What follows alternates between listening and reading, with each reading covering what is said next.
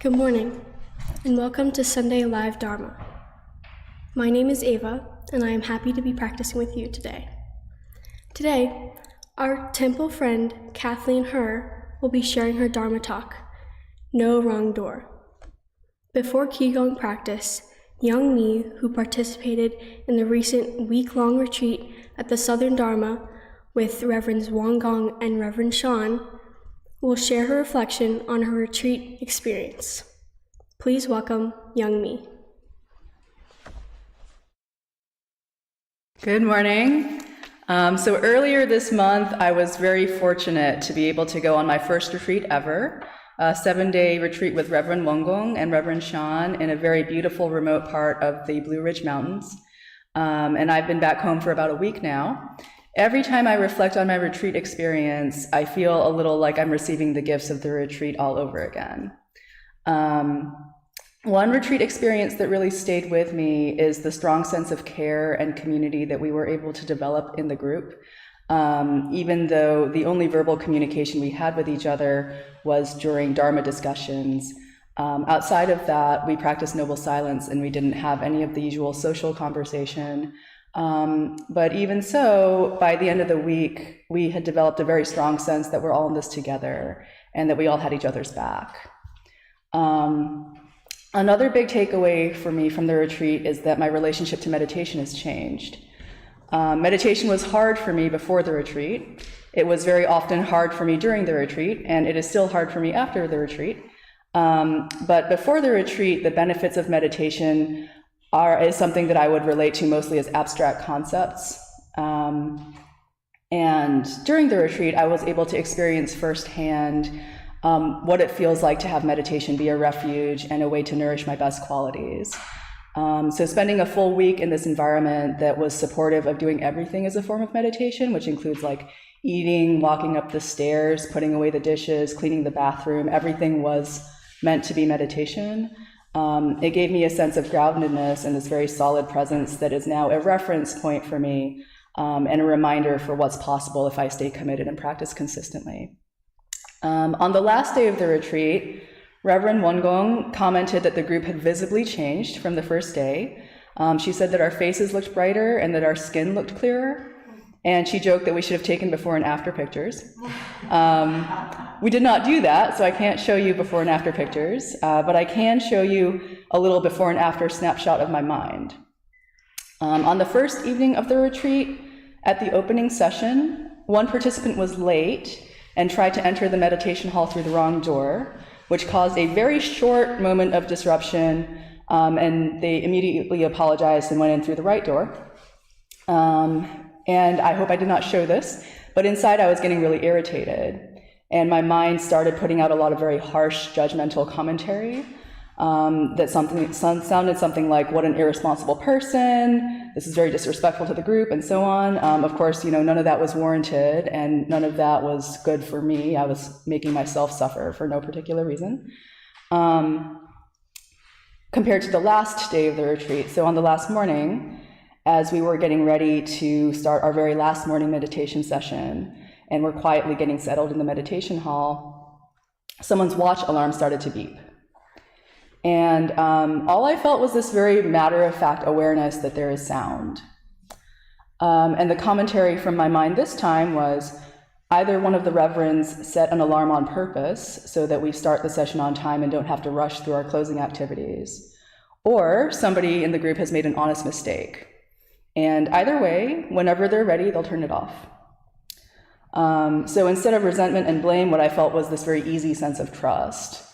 And, as Reverend Gong said, our skin looked clearer and brighter, and the same was true of my mind.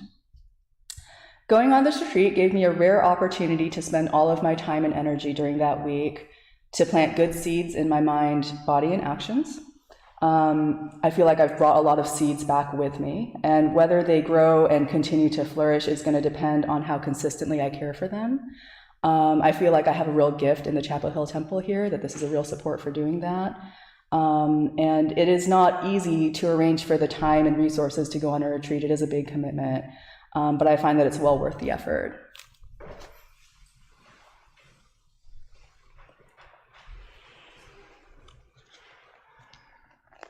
So now let's stand and face Nick for some Qi Gong exercises.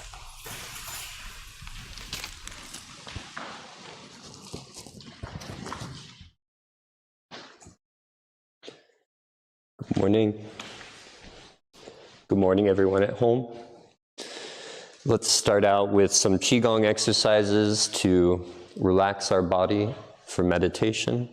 So let's put our feet shoulder width apart. Relax your shoulders. Take a moment to feel your body and just bounce up and down a little bit. Turn side to side. Take a deep breath in.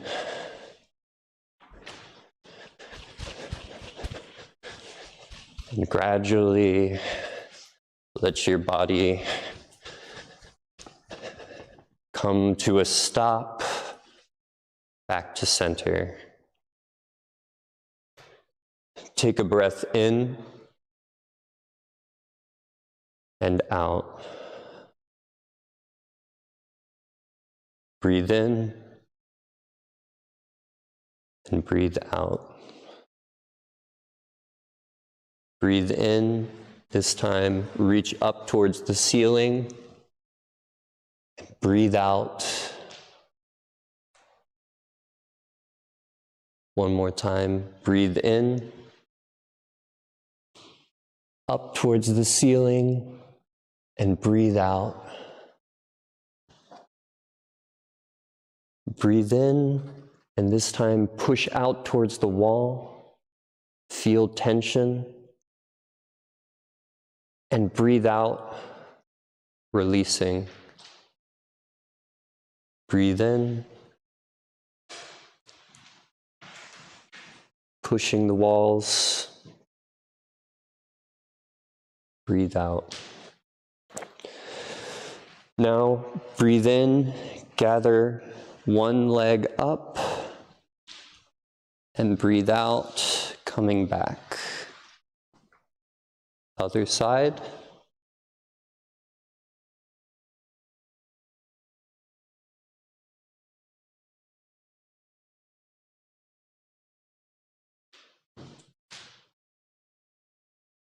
One more time on each side.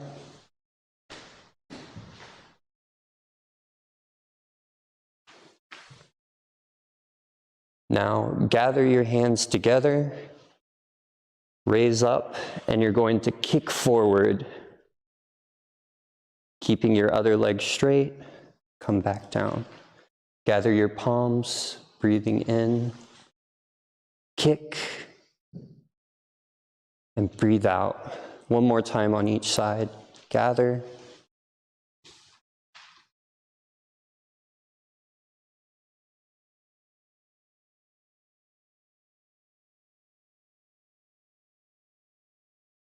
Back to center. Now take a deep breath in, putting your arms out in front of you. Push one to the side. Gather your arms like you're drawing a bowstring, and keep your eyes on your thumb. Breathing in and feeling the tension. Breathe out, come back to center. Breathe in to the other side.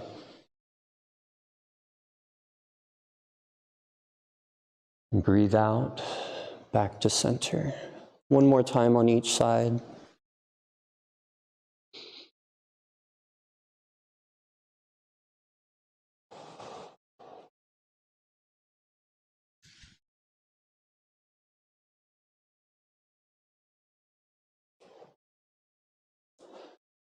Back down. Take a breath in and breathe out. This time, breathe in and scan your body for any tension. As you breathe out, relax your body, relax your shoulders, gently bend your knees, tuck in your tailbone, close your eyes, and just take a deep breath. Gather your palms together, your heart together, and your feet together. Now please join us for 4 bows to the Dharmakaya Buddha Fourfold Grace, either standing or in kneeling posture.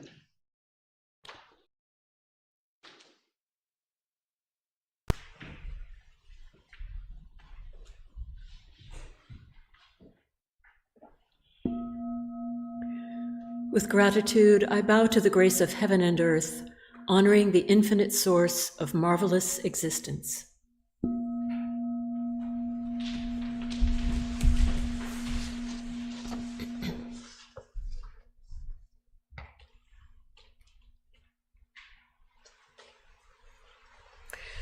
With gratitude, I bow to the grace of parents, ancestors, and everyone who has given me life and nurtured me.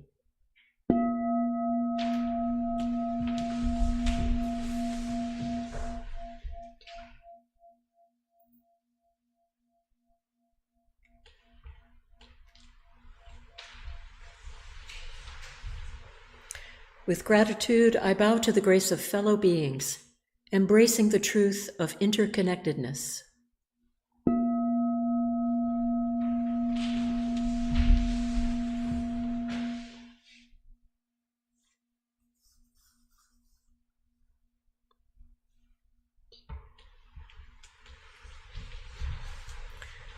With gratitude, I bow to the grace of laws, which guides us to develop justice and freedom through Dharma and universal principles.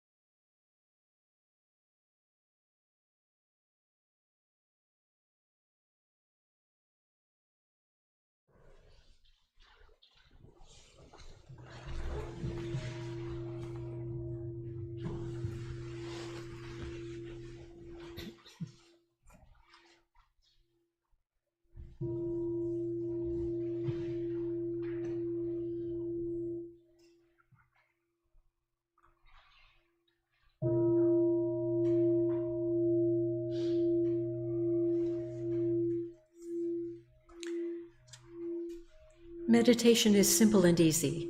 Anyone can practice it. Please take time to find your most comfortable position on the floor or in a chair. Wiggle to release any tension in your body. Rock front to back or side to side until you find the point of perfect balance. Focus on the energy in your lower abdomen.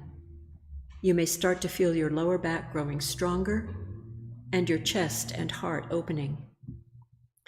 Breathe in, seize any tension. Breathe out, release mental and physical uneasiness. Bring your awareness to your tongue. Place the tip of your tongue on the roof of your mouth. While your tongue is relaxed on your palate, Pure and clear saliva may gather. This is a delightful sign of cool energy ascending. Smile at your calm and clear spirit. If over time your legs ache unbearably, you may change your position very slowly and quietly. In this way, you will maintain a calm stillness and honor the silent practice of those around you. Invite your awareness to return to your lower abdomen, your Qi energy field. This is called the Danjan. It is located about 2 inches below your navel. Your Danjan is the power center for your breathing.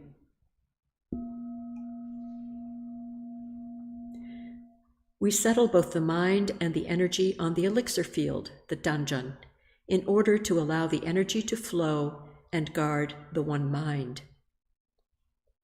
We let go of attachment to even that single thought of abiding in the Danjan field, resting only in the genuine realm of consummate quiescence and non-discrimination. This is the method for nurturing the pristine, fundamental spirit of human beings. When thoughts arise in your mind, do not be disturbed. Do not pursue your thoughts. They are just thoughts and will disappear by themselves. Continue to bring your awareness back to your Danjan abiding breath. When your mind is calm, concentrated, perfectly focused, and at peace, you will rest in the realm of samadhi, deep meditation. We are grateful to sit here now quietly together, finding the still point within. In our meditation, may our ever calm, ever bright spirit be with us.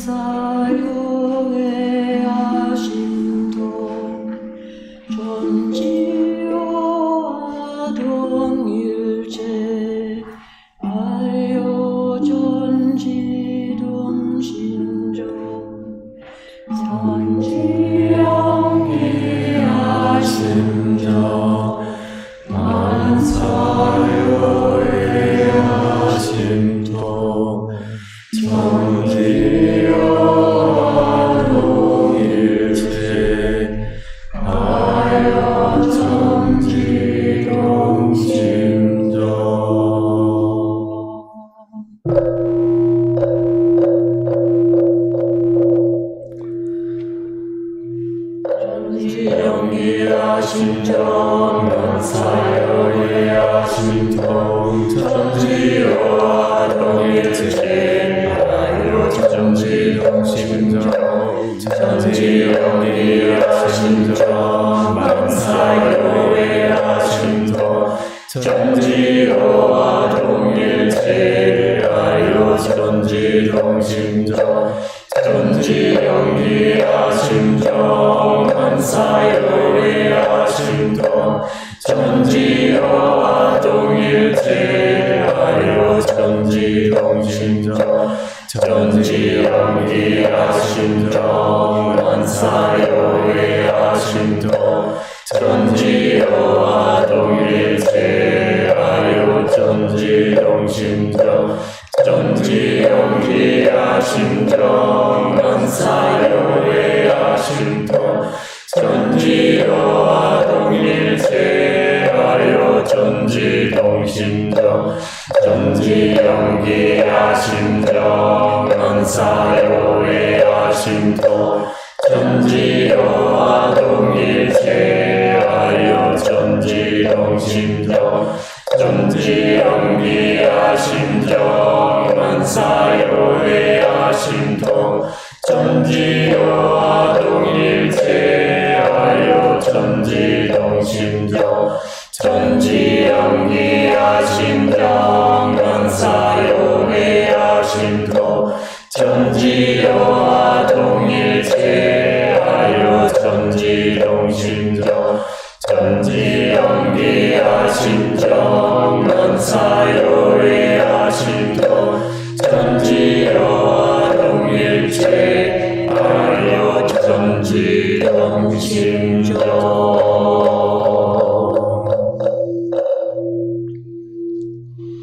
Prayer for world peace. Grace of heaven and earth, grace of parents, grace of fellow beings, grace of laws. O Dharma fourfold grace, may we take refuge in Dharma and be filled with compassion and wisdom. May we transform delusion into wisdom, greed into generosity, resentment into gratitude, discord into harmony, and hatred into compassion. May all nations grow and benefit mutually. May the strong help the weak, and may the weak learn and evolve according to Dharma. May all those who have died from world conflicts and disasters be delivered through all obstacles and be at rest. May there be peace throughout the world, and may all beings enjoy tranquility and happiness, living in their original true nature. This we pray with our whole hearts.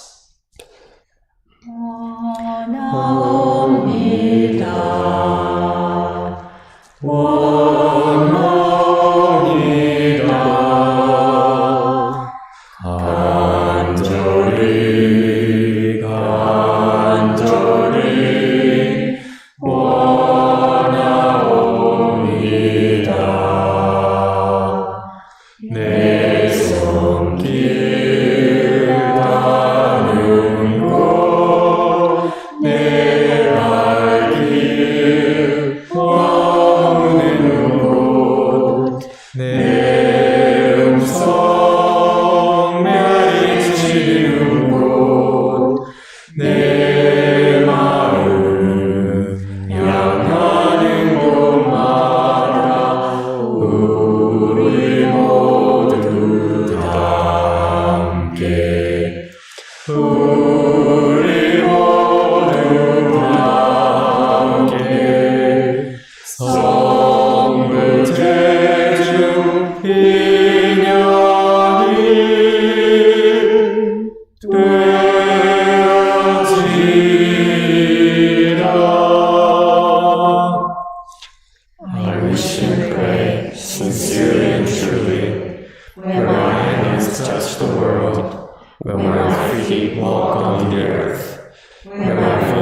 echoes through the hills, and in all realms where my heart and mind reach, that we all together share a true affinity for attaining great enlightenment and for helping all living beings.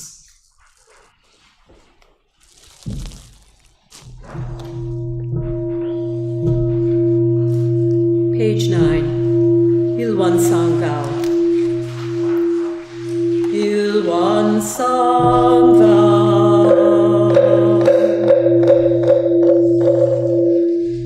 Ilwan is the realm of samadhi beyond words and speech, the gateway of birth and death, transcending being and non-being, the origin of heaven and earth, parents, fellow beings, and lost the true nature of all Buddhas, enlightened masters, unenlightened people, and sentient beings. Ilwan manifests as both permanence and impermanence, viewed as permanence. Ilwan unfolds into an infinite world that is ever abiding, spontaneous, just as it is viewed as impermanent. Ilwan unfolds into infinite world through the cycle of formation, duration, decay, and extinction of the universe, and the birth, aging, illness, and death of all beings, according to how we use our minds and bodies in the four forms of birth. We transform through the 6 rounds of existence, progressing or regressing, with grace arising from harm or harm from grace. Therefore we unawakened beings vow to practice wholeheartedly, modeling ourselves after Ilwan Sangha, Dharma,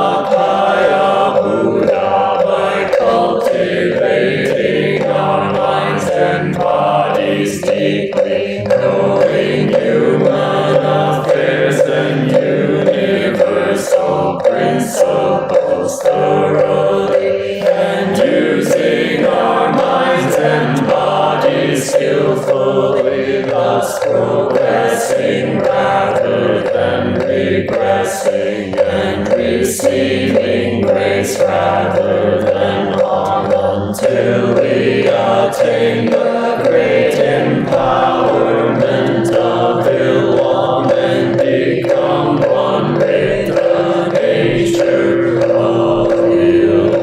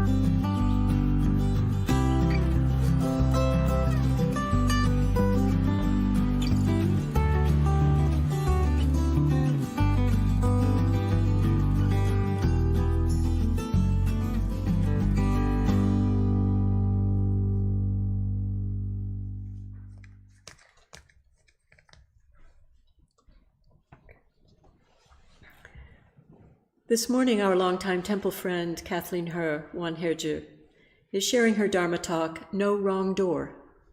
Let us practice deep listening as we welcome Kathleen.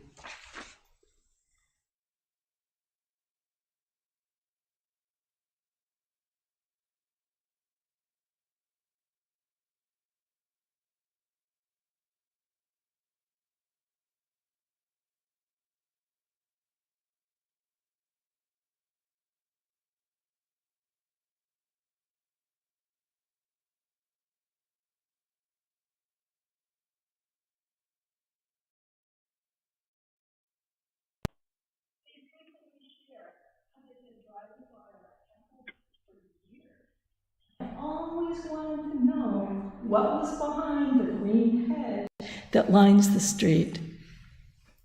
Others arrive courtesy of Google searches or because they are seeking refuge in a time of crisis. But no matter what brings people here, each person is treated with care. There is no wrong reason and no wrong way to arrive at our temple. This welcoming of visitors is not an accident, nor is it simply because Reverend Qi Gong has instilled in us her friendly nature. I think she sees each visitor's arrival as the seed of a Dharma affinity beginning to sprout. As we greet each other and each visitor, we are welcoming their affinity and offering it a friendly place to grow. Master Sotae-san, our founding teacher, has a similar view. There are a number of stories in our scriptures that describe him welcoming all kinds of people into the Won Buddhist community, even when some members were hesitant or outright opposed. In one instance, several prostitutes joined the early Sangha, much to the consternation of those certain that the presence of prostitutes would make Won Buddhism a laughingstock and hinder its growth. To those complaining, Master Sotae-san said, "The great intent of a Buddha Dharma everywhere is always to deliver all sentient beings in the spirit of loving kindness and great compassion. How can we exclude these people?" Another time, a government installed the police detective at the Won Buddhist headquarters to maintain a strict surveillance on Sotae-san and the community. In those days, Korea was forcibly occupied by a foreign government, and they were using hardcore tactics to weaken and stamp out any homegrown Korean political and religious organizations. Police harassment was common, so it is easy to understand how the detective's presence would have been a source of great anxiety, distrust, and fear. Yet, Master Sotae-san welcomed the detective very kindly and treated him with great love and care, just as if he were a beloved disciple. Over time, the detective developed such respect for Master Sotae-san and for Won Buddhism that he became a Won Buddhist practitioner and received the Dharma name. His daughter became a very active Kyomanin when she grew up. These stories, one about prostitutes and one about an enemy detective, beautifully demonstrate Master Sotae-san's intentions and action.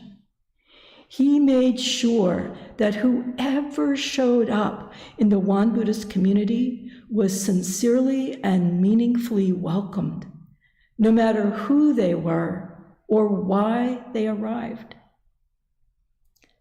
Sotae-san's actions are a model for us. He did not put on a charade of superficial politeness for newcomers. He actively embraced all of humanity in difficult circumstances and instructed his disciples and us to do the same. Through this wise approach, Won Buddhism thrived, and new doors of spiritual development were opened for people whose lives had been dominated by disempowerment, hostility, and rejection.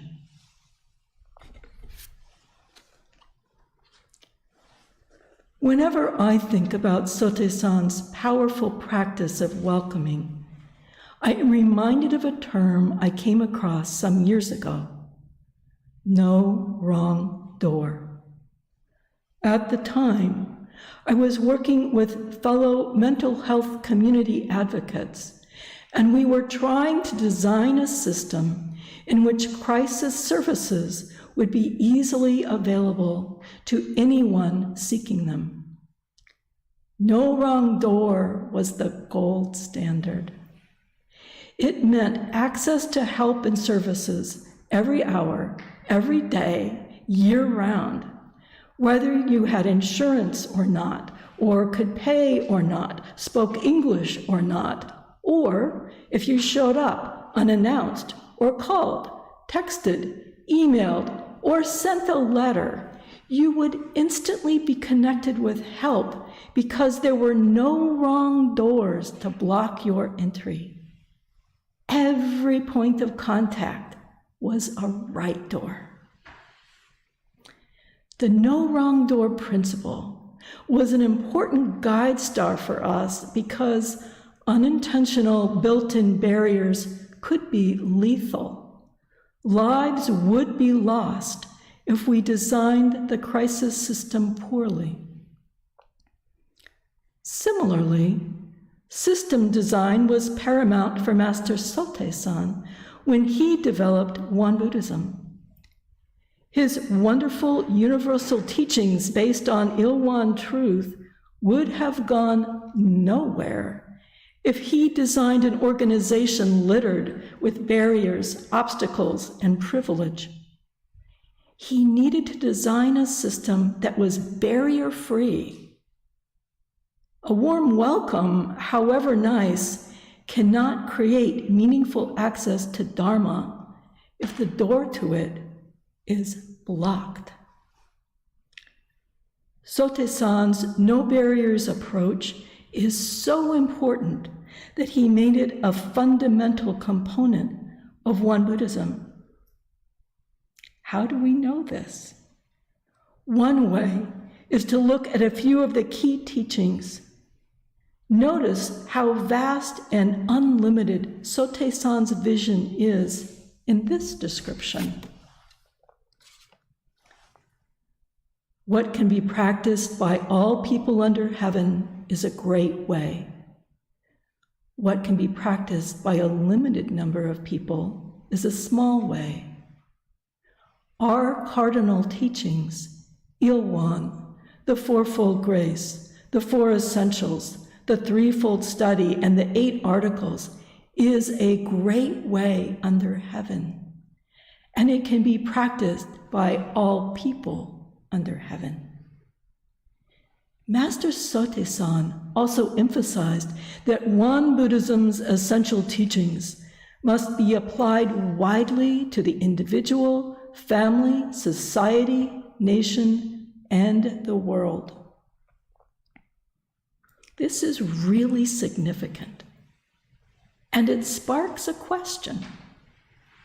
How did Master Sotaesan turn his remarkably comprehensive vision of Dharma into a no-barriers practice that would actually be meaningful and welcoming to the wide rainbow of humanity that populates our planet? Since Sotaesan was a powerful advocate for all of us, let's explore this question through an image used in advocacy work. Most folks agree that equality is wonderful and everyone should have it, but sometimes equality just doesn't live up to its potential. there is a wonderful drawing that is often used to highlight equality's limitations. Let's imagine it together. In front of you is a group of kids trying to look over a tall, solid wooden fence. Each plank of the fence is the same height. In that sense, the fence is equal for all the kids. However, only the kids taller than the fence can see over it. Some of the kids stand on their toes, trying to see over it with mixed success. Other kids are so short that seeing over the fence is just not possible. If the goal is to see over the fence, the equal heights of its planks do not make for equal access to view. One solution is to provide boxes for the shorter kids to stand on so they can see over the fence.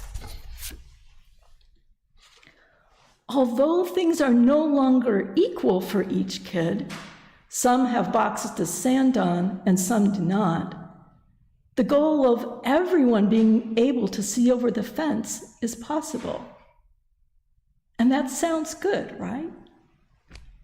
But actually, there's one more step. While it is true that providing boxes for the shorter kids to stand on help them to see over the fence, our real work, both as advocates for humanity and as practitioners of Dharma, is to tear down the fence. This analogy of kids looking over the fence does a nice job of showing how even beautiful visions require well-designed actions if they are going to have meaningful impact. Once, when someone proposed a one-size-fits-all approach for religious practice, Master Sote responded by asking, how can a neophyte be treated the same as a seasoned practitioner? How can we prescribe a Dharma that is appropriate only for a few and neglect the rest? Accessibility and inclusion were important core principles for Sote-san, and he used them to shape Won Buddhism at a most fundamental level. It is the standard he has given us to follow. This month, as we celebrate the anniversary of Master Sote-san's awakening, I invite each of us, in the same spirit of his make sure that every door is the right door approach, to consider how we can embody and cultivate a fully accessible Il-Wan truth in our communities. Such a practice can have profound effects. I know because I've been a beneficiary of it.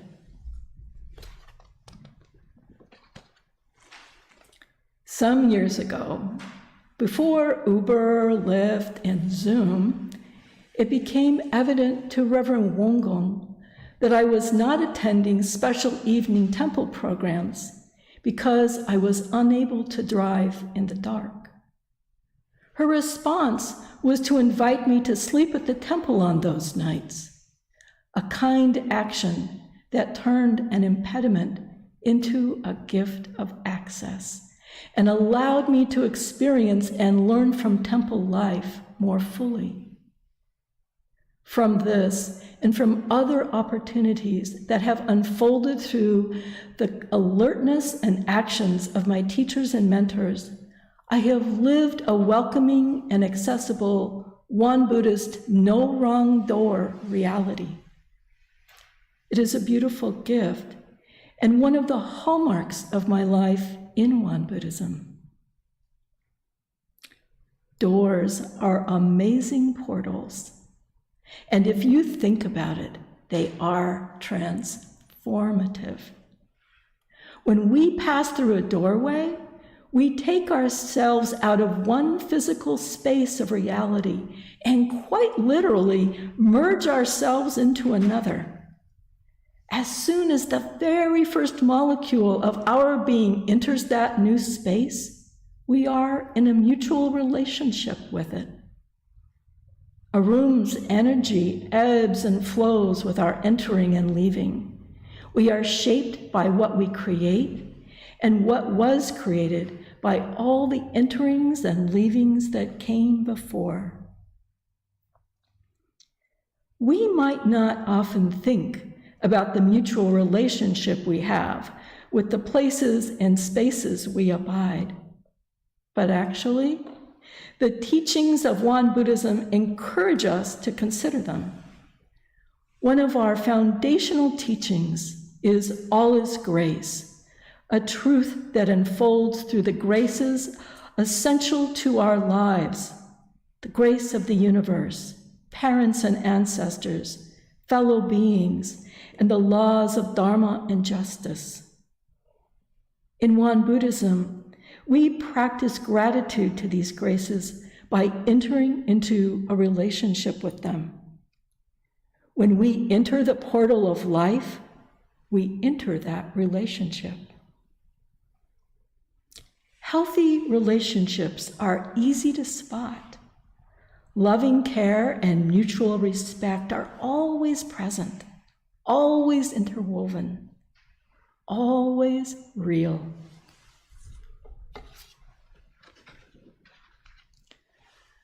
Our relationships and our practice are not theoretical. We each practice with our mind, heart, energy, and body. Nothing we do, think, touch, create, or share is theoretical. So, let's smile with gratitude to the doors through which we entered our practice and to their welcoming creators. And let us joyfully consider how we can beautifully shape the places and spaces we are inhabiting now and are shaping for others to enter in the future. Thank you. 감사합니다.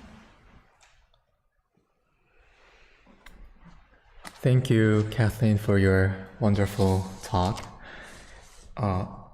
I can picture your warm, lovely smile when greeting people.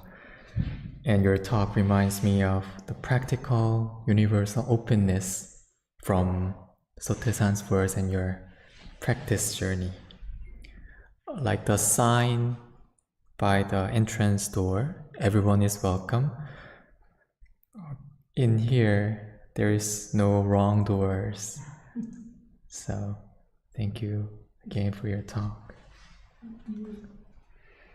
So now, friends at home, during the next few minutes, you are welcome to share your takeaways from Kathleen's Dharma Talk in the live chat or quietly contemplate her reflections. Friends in the Dharma Hall, please turn to your friend next to you and share your thoughts and takeaways from today's talks.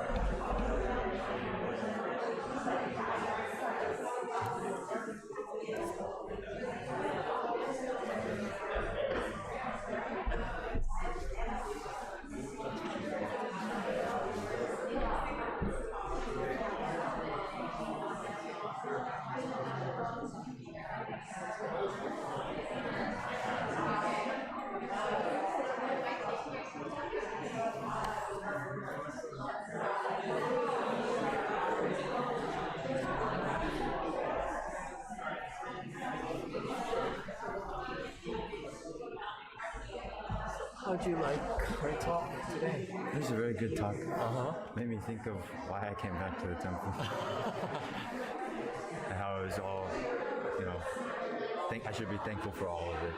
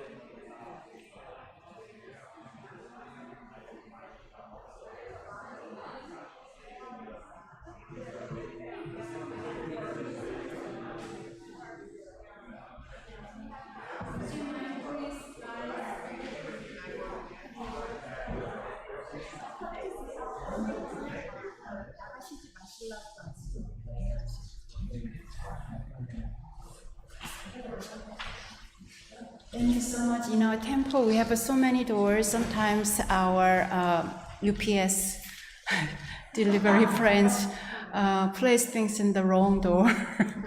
But we have to say there is no wrong door. Very inspiring talk today. And your talk helped us to really unfold the vision, creating truly welcoming community. Today, we have friends joining us through live streaming. We have Rita, Cynthia, Lynn, Al, John, Michael, Polly, and Mike Young. Welcome. Alexa, Daniel, Stephanie, and Filippo from Canada. Sharon, Carol, Laura, Cynthia, Era, Laura, Cynthia, and we have a Pete, Holly, and from Kentucky, Jocelyn, Bob. Thank you all those who joined us. Was there sound when Kathleen gave a talk? Okay, good. We always have a little technical glitches. But thank you so much for running this live streaming program. Guess what? Today, our teenager members, Ava opened today's service, and Adam, raise your hand.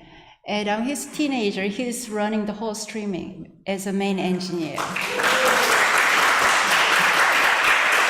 And also, we're going to close this program with the voice of a young adult, Ani. So please listen to Ani's closing announcement. Thank you for practicing with us today. You are invited to enjoy our meditation garden, simply walking or sitting on our meditation rocks. Also, as you head home, we'd be grateful if you could please pluck weeds for 5 minutes. Today at 5 p.m., our Raleigh Temple is hosting an evening meditation. Please join if you can. April is a very special month in Won Buddhism. 108 years ago, our founding teacher Sotaesan attained great enlightenment. And each year we celebrate this anniversary. It is our spiritual birthday. Next Sunday, April 30th, we will gather together for a special Dharma service at 10 a.m. And that afternoon, from 1 to 5 p.m., the Chapel Hill Temple will be hosting an open house with mini classes, a gift shop, kids' activities, and a piñata. We look forward to seeing you then. This temple operates only through your donations.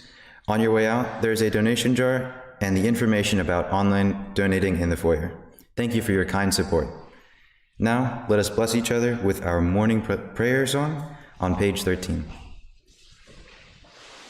Dharmakaya Buddha, fourfold grace, I begin a new day in your presence.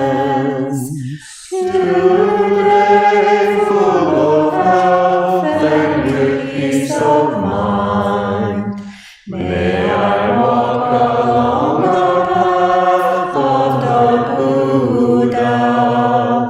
Dharmakaya Buddha, fourfold grace, I begin a new day with your grace.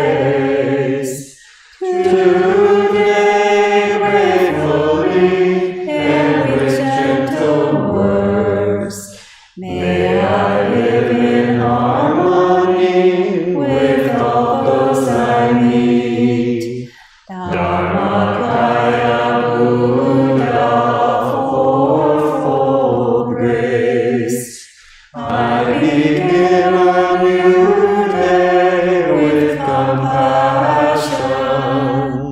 Today, making the world a more loving place.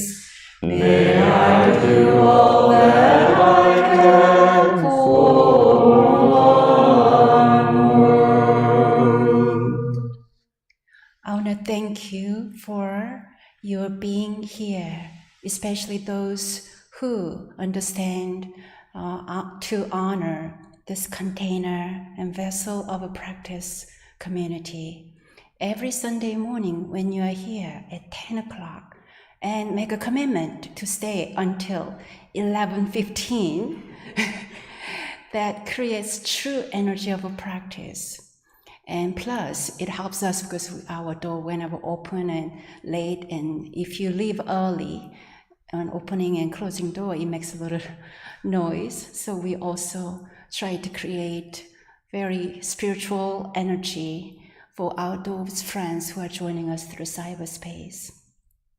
In gratitude to our friends, let us bow with a big smile. Thank you.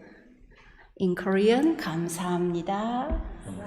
We bow to our friends, towards Mr. Sonny, to our friends online, and by waving hands. Thank you all. See you next week.